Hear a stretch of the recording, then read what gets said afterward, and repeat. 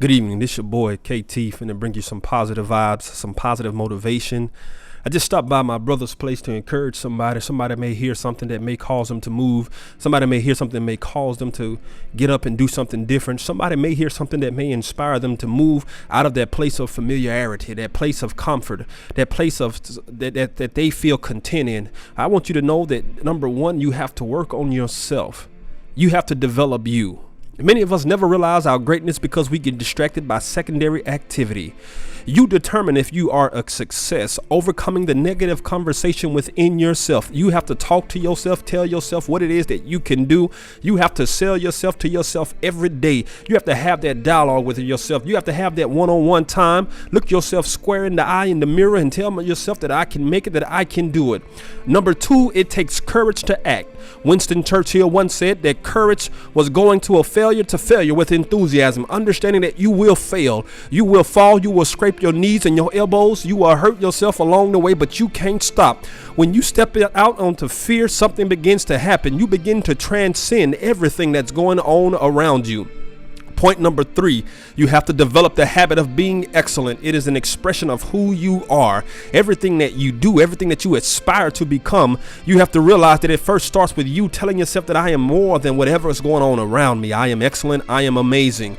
Number four, you have to develop a sense of urgency. The hour is past. It is far past the time now for you to jump up and do whatever it is that you've been burning inside to do. You can't wait for somebody to push you on the back and tell you that you can, because you're going to have naysayers. You're going to have people that tell you can't. You're going to have people that say you're not enough. You have to change this and that. But you have to develop a sense of urgency and realize that hour is now and it's time for me to move. Number five, honor your word as yourself.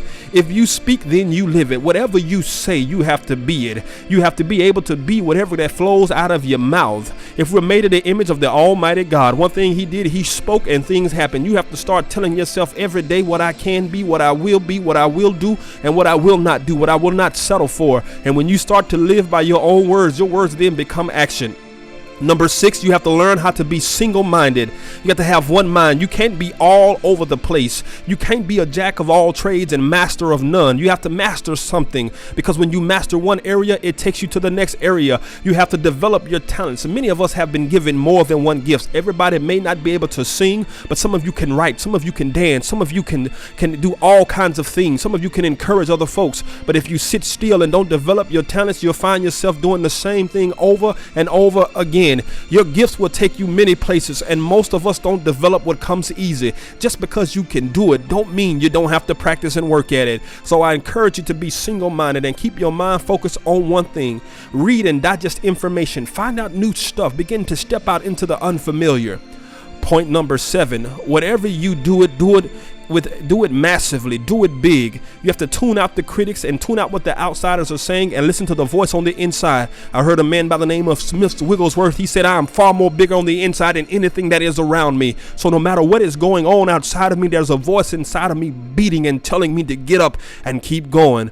Number eight, if you want something, you have to become relentless. Relentless simply means I'm not stopping. I don't care how tall the hill is. I don't care how high I must travel or how deep I got to go. I am relentless.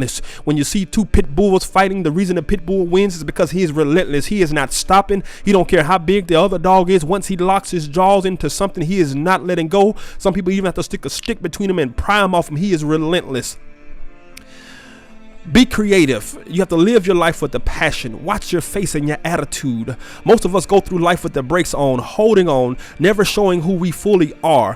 When you want something, you don't worry about the how, but you hold on to the vision. When you want something, you go after it. You dig, you reach, and you fight and pull until you get it. And my last point is point number 9. You have to be persistent.